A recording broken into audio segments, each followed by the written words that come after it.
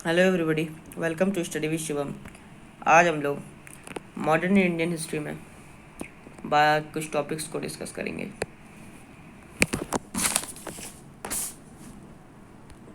तो आज हम लोग अभी तक इंडियन स्टेट्स और battle of war of Carnatic Indo Carnatic war के बारे में डिस्कस कर चुके हैं। आज हम लोग कुछ इम्पोर्टेंट फॉरेन इन्वेडर्स थे जो भारत आए थे, उनके बारे में डिस्कस करेंगे।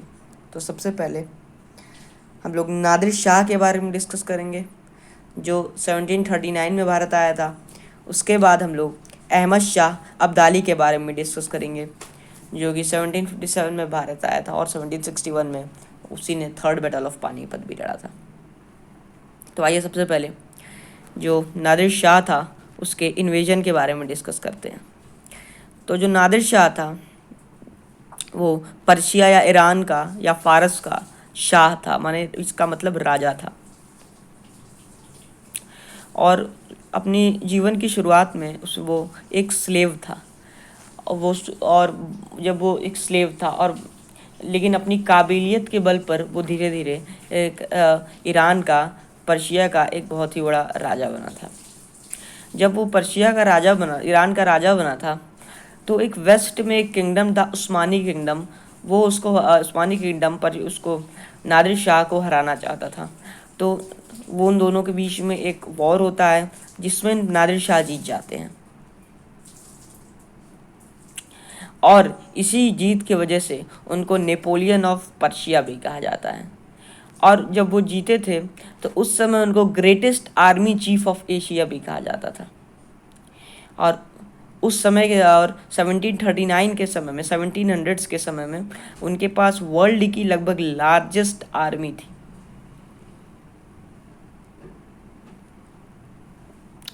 और उसके पास इतनी बड़ी आर्मी थी, तो इतनी बड़ी आर्मी होने की वजह से उसको उसका कॉस्ट भी पड़ता था। तो उस कॉस्ट को सर्व करने के लिए, उस कॉस्ट को एक्सपेंस को बियर करने के लिए उसने ईस्ट की तरफ बढ़ना शुरू कर दिया, क्योंकि ईस्ट में उसने देखा कि इंडिया में बहुत ज़्यादा वेल्थ है, प्रॉफिट है।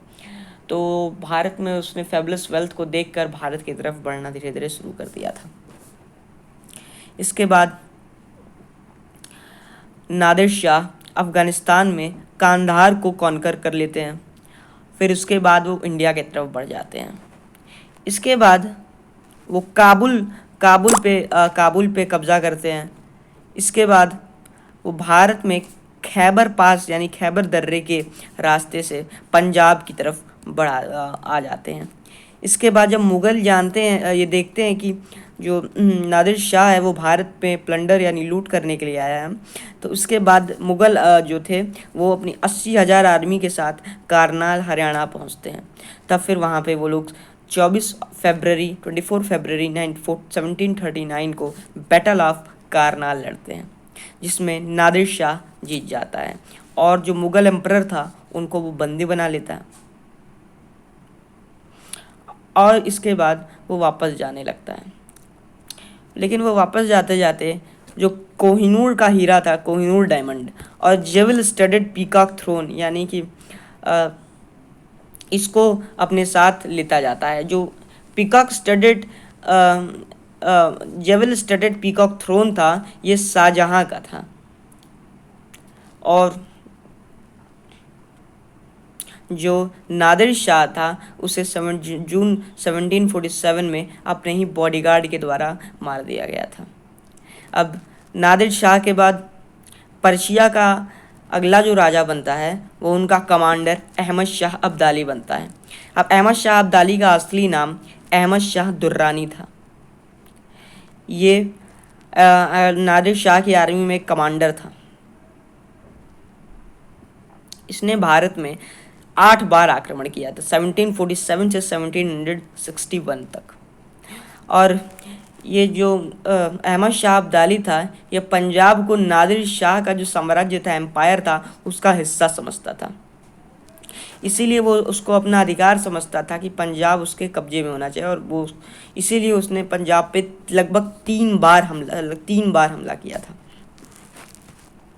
इसके बाद उसने दिल्ली, आगरा, मथुरा पर 1747 पे कब्जा कर लिया था। इसके बाद दिल्ली पे कब्जा करने के बाद उसने दिल्ली में रोहिला सरदार नजीबुद्दौला को, रोहिला सरदार थे ये नजीबुद्दौला, इनको वहाँ पे अपना एजेंट दिल्ली में अपना स्थापित कर दिया और उन्होंने उसे मीर बख्शी भी बना दिया था। लेकिन 1758 में जो मराठा सरदार थे उन्होंने इस रोहिला सरदार नजीबुद्दौला को भगा देते हैं। इसके बाद जो अहमद शाह अब्दाली थे ये इसको अपनी सोचते हैं कि इनकी ऑटोनॉमी में एक वो है, कब्ज़ा करने का इनको का एक प्रयास है। इसीलिए अहमद शाह अब्दाली मराठा पे हमला कर देते हैं और फिर इसके बाद पानीपत पे थर्ड बैटल ऑफ पानीपत होता है मराठास के बीच में और एक पर्शियन इन्वेडर अहमद शाह अब्दाली के बीच में। तब इसके बाद इस बैटल ऑफ पानीपत के होने में, इस बैटल ऑफ पानीपत के हो जाता है और मराठास आखिरकार हार जाते हैं और अहमद शाह अब्दाली जीत जाता है। अब ये देखिए इसका 4 टॉपिक है कि बैटल ऑफ पानीपत, आखिर बैटल ऑफ पानीपत जो था वो पानीपत में ही क्यों हुआ। इसके 4 रीजन्स, इंपॉर्टेंट रीजन्स हैं। सबसे पहले जो nature of battles in medieval ages, अब मेडिवल एजेस में जो बैटल था, जो लड़ाई होती थी, उनका नेचर कैसा था ये भी एक रीज़न है। और जियोग्राफिकल कंडीशन कैसी थी पानीपत की ये भी एक रीज़न है। और पॉलिटिकल कंडीशन कैसी थी पानीपत की ये भी एक रीज़न है। और कुछ अदर्स रीज़न भी हैं, तो आइए उसको देखते हैं। तो सबसे पहला जो है natures of battles in medieval ages, इसके बारे में देखते हैं। तो मेडिवल एजेस में जो है फेस टू फेस लड़ाई लड़ी जाती थी, यानी आमने सामने की लड़ाई लड़ी जाती थी। और जो जो बैटल्स होते थे वो लार्ज आर्मीज़ के बीच में होती थी, लगभग 2 लाख की आर्मी होती थी इन लोगों में। और जो लड़ाई यहाँ होती थी ये लोग ऐसे जगह होती थी जहाँ पे आने जाने की जो व्यवस्था है, ट्रैवलिंग फैसिलिटी है वो आसान होती थी। और जहाँ पे राशन की जो व्यवस्था होती है वो भी आसान होती थी। अब ज्योग्राफिकल कंडीशन कैसी थी पानीपत की ये भी देख लेते हैं। तो जो पानीपत था वो एक बहुत ही बड़ा एक लैंड, ज़मीन का एक वो हिस्सा, टुकड़ा था। और वो एक बहुत ही क्लीन और क्लियर लैंड था जहाँ पे मराठास को दिक्कत होती थी, क्योंकि मराठास जो थे वो गुरिल्ला वार में बहुत ही ज़्यादा डेप्थ थे। अब इकोनॉमिक और इनको क्लीन लैंड में लड़ने में दिक्कत आई थी। इसके बाद अब इकोनॉमिक कंडीशंस के बारे में देखते हैं पानीपत की। पानीपत जो था यमुना के ड्रेनेज बेसिन के किनारे था और इसी की वजह से यहाँ पे एग्रीकल्चर रिच थी और जहाँ पे राशन भी इजीली अवेलेबल थे।